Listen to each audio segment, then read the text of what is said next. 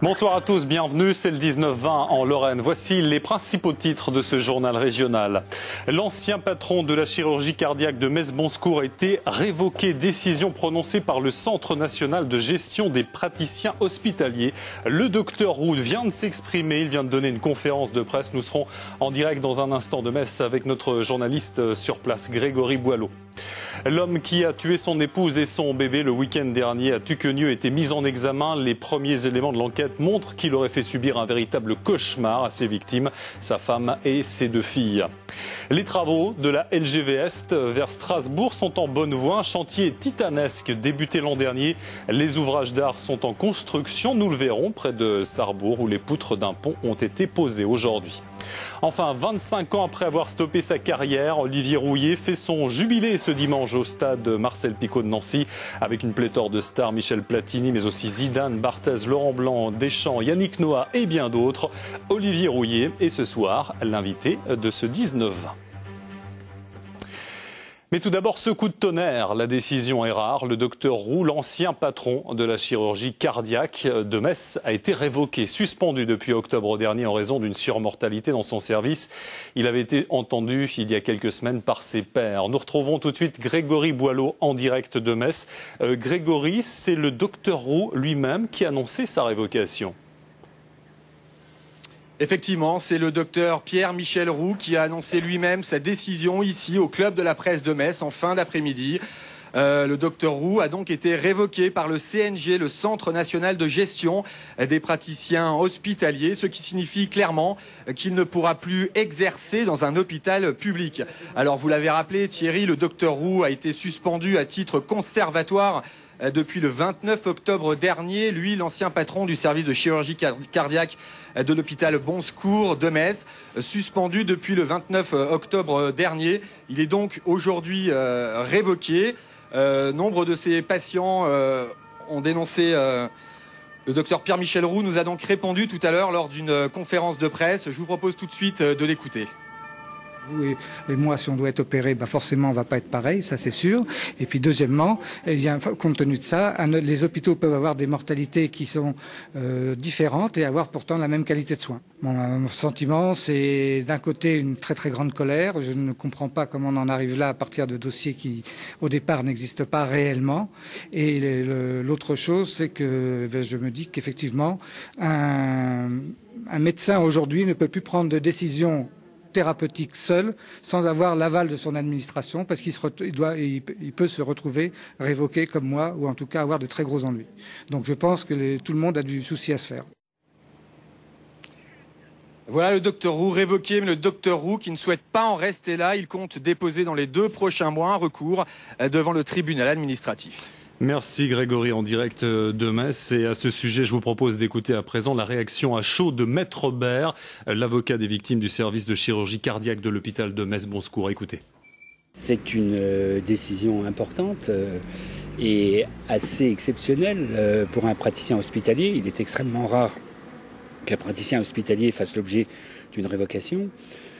C'est une décision de l'administration qui, sans doute pour en arriver là, a dû constater un certain nombre d'erreurs ou de fautes imputables aux praticiens, parce que c'est vraiment une mesure très très grave qui a été prise par l'administration. Des propos recueillis par Jean-François Didier et Styliana Pev. Dans le reste de l'actualité, l'homme suspecté d'avoir poignardé sa femme et son bébé de 15 mois le week-end dernier à Tuquenieu a été mis en examen aujourd'hui. On en sait aujourd'hui un peu plus sur ce drame. Les 2 victimes et son autre fille de 6 ans, seule rescapée, ont vécu de véritables atrocités. Tout laisse penser à un coup de folie. Christophe Annès et François Cartier. Les infractions reprochées sont nombreuses. Outre le meurtre de sa femme et de sa petite fille âgée de 15 mois, David Tarcy a été mis en examen pour le viol de son autre fille de 6 ans qui, elle, a eu la vie sauve. Mais également pour d'autres faits sordides que nous vous épargnerons. Ce que l'on sait aujourd'hui, c'est que l'ancien agent de sécurité prenait beaucoup d'antidépresseurs depuis 1 an, qu'il était sujet à de fréquentes crises de larmes et de tétanie. Aujourd'hui, c'est un individu très perturbé et incapable d'expliquer son geste qui a été présenté à la juge d'instruction. Mon client parle simplement d'un déclic, de pensées morbides. Il parle effectivement de son passé, avec des problèmes psychiatriques, peut-être psychologiques également, avec un traitement, mais nous n'avons pas de motivation. À Tuquenieu, une vingtaine de personnes, voisins et habitants du quartier ont déjà été entendus par les gendarmes. La plupart sont encore sous le choc. Ici, personne ne comprend comment quelqu'un sans histoire et d'apparence si discrète a pu en arriver au pire. Ce qui est le plus horrible pour moi, personnellement, c'est que la gamine de 6 ans, elle soit vivante et qu'elle ait tout vu. Et c'est elle qui a à plaindre. Je vois qu'il y a des fleurs, ça fait plusieurs fois que je passe devant. Mais bon, en espérant peut-être voir la famille ou... Mais personne. Il n'y a pas beaucoup de mots pour décrire une chose pareille. Selon le compte-rendu de la première expertise psychiatrique, David Tarsi souffre de forts troubles psychotiques, mais son discernement ne semblerait pas avoir été altéré durant les faits. Si les analyses complémentaires ne prouvent pas le contraire, il pourrait donc être jugé responsable de ses actes. Cet après-midi, David Tarsi a été mis en détention provisoire à la maison d'arrêt de Mesqueleu. Il devrait être prochainement entendu à nouveau par la juge d'instruction afin de s'expliquer sur les faits. Aujourd'hui, s'est ouvert devant la cour d'appel de Nancy le procès du chauffeur routier de la société Maufrais de Saint-Nimbord. En décembre 2005, il avait assassiné son patron et tenté de tuer 2 autres de ses supérieurs.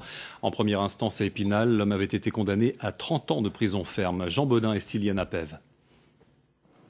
Comment j'ai pu tirer? Ça me poursuit, je ne supporte pas. À 51 ans, Patrice Fritsch comparaît devant la cour d'assises de Nancy pour y être rejugé. Il comparaît pour assassinat de son directeur et tentative d'assassinat sur 2 autres personnes.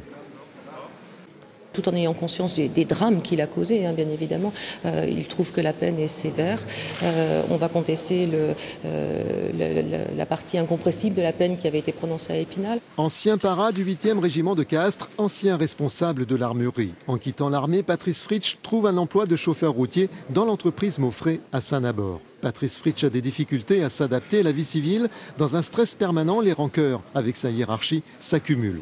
Le 30 décembre 2005, il pénètre dans l'entreprise avec un pistolet, tire à 2 reprises sur son directeur, le tuant sur le coup. Il tire encore sur 2 autres personnes, l'une est blessée, l'autre échappe au tireur en se jetant par la fenêtre. Aujourd'hui, effectivement, c'est dur pour tout le monde. C'est bien entendu dur pour ma cliente, Madame Le Chable.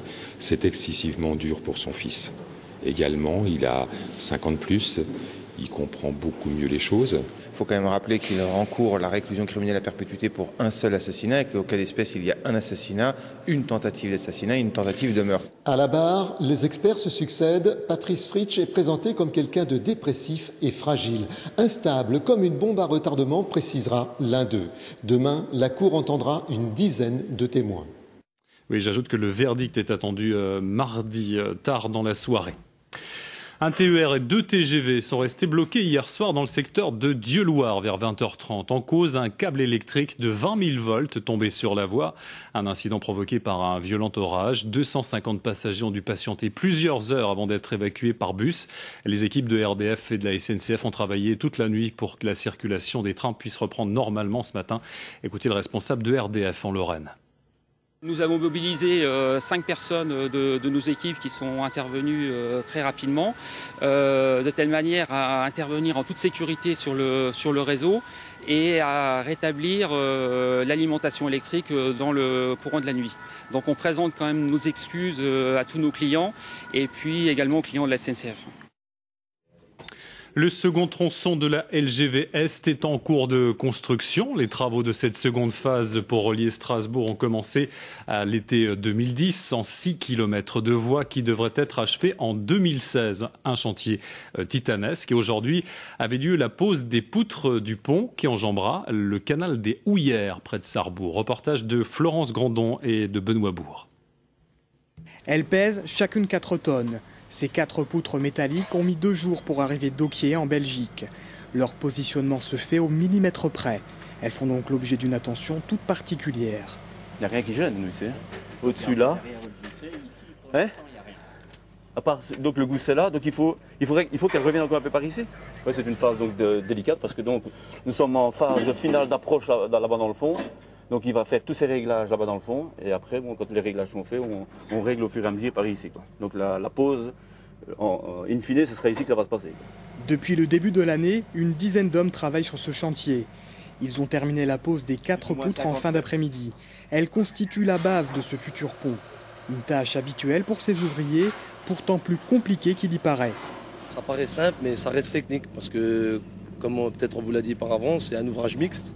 Donc c'est moitié poutre en ferraille, plus du béton. Et c'est vrai qu'il y a des longues portées, 35 mètres. Ensuite, il faudra souder les poutres entre elles pour consolider l'ouvrage avant la suite des travaux. D'ici un mois, nous débutons la mise en place du tablier, c'est ce qu'on nomme donc la partie béton qui permet de recevoir le TGV ultérieurement. Donc cette partie-là devrait être terminée pour mi-août. Avant cela, il faudra encore 2 mois de travail sur cet ouvrage.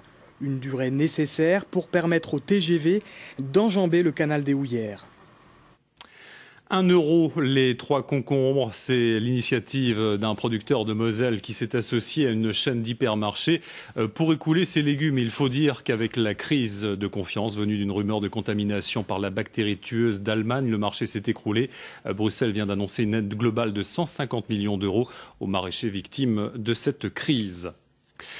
Le fait est rare. En Meurthe-et-Moselle, à Pierre-Latrèche, un petit village, une entreprise a choisi de stopper une partie de ses travaux pour laisser tranquillement nicher des hirondelles dans une sablière. Des centaines d'hirondelles, une espèce protégée à l'équilibre fragile. Reportage de Véronique Buzon et Karima Saïdi. Là, ils sont arrivés sur ce site-là le week-end de Pâques. En rentrant, les chefs de carrière, effectivement, ont vu la présence d'hirondelles de rivage. Donc ces nids sont profonds, parce qu'ils peuvent aller jusqu'à 1 mètre de profondeur, de telle manière à se protéger. Elles arrivent en couple, elles font leurs petits dedans. Je pense qu'à cette heure-ci, les œufs doivent être proches d'éclore, parce que en général, quand on arrive vers mi-juin, fin juin, effectivement, on commence à entendre les petits au gazouiller. Pour être présent jusque fin août, et à cette période-là, tout le monde repart, quoi. Les hirondelles de rivage sont protégées, donc c'est interdiction complète, effectivement, de détruire les nids et encore plus les hirondelles, quoi. Toutes les variétés d'hirondelles sont en France protégées pour la destruction d'oiseaux vivants, mais même la destruction des nids ou des habitats. On risque des sanctions assez lourdes puisque ça peut aller jusqu'à 1 an de prison et 15 000 € d'amende. Ici, on a l'illustration d'un des problèmes auxquels sont confrontées les hirondelles rustiques. Ces écuries sont promises à la destruction puisqu'il y a un projet de lotissement. C'est donc un endroit qui était très favorable puisqu'elle trouve à la fois l'abri pour installer les nids, des supports assez faciles pour ancrer les nids sur les murs, et elle trouve aussi autour des zones naturelles avec des flaques de boue, et elle trouve aussi bien sûr autour dans les champs des insectes qui constituent la base de leur alimentation.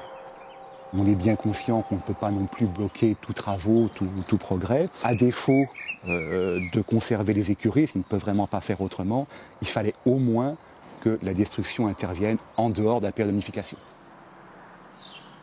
C'est presque un HLM d'hirondelles. Vous avez quelquefois 4 nids entre 2 solives. Et voilà, vous les voyez, elles sont en train de nourrir les petits là. Fin août, les parents se mettent en cercle autour de la cour, appellent les petits qui tournent avec eux pour s'entraîner pour le vol, parce qu'après ça va être la grande expédition. Il y a un jour que les parents choisissent et c'est l'école de pause sur les fils électriques. Alors là, les petits, certains vont tout de suite sur les fils, puis d'autres balbutient un petit peu. Alors les parents se mettent dessous, ils les soulèvent jusqu'au fil, et puis la petite hirondelle se pose, et voilà, elle a compris comment il fallait s'agripper au fil pour tenir et se récupérer aussi, parce que c'est un très très long chemin.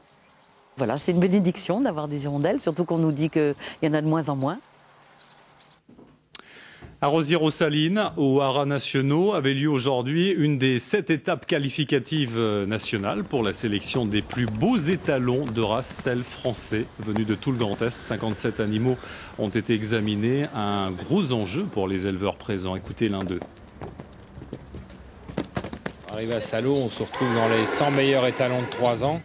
Et au niveau du commerce, avec l'association de la NSF, ils font beaucoup de publicité. On se retrouve avec beaucoup de clients européens, belges, allemands, hollandais. Et on a une meilleure commercialisation de nos produits, quoi. Le prix d'un cheval comme celui-là ça tourne entre 15 000 à 35 000 €. Quoi. Et les plus beaux spécimens iront à la grande finale qui se déroulera en octobre prochain à Saint-Lô en Normandie. Notez que demain, presque 1 an après la mort du général Bijard, sera créée officiellement une fondation portant son nom.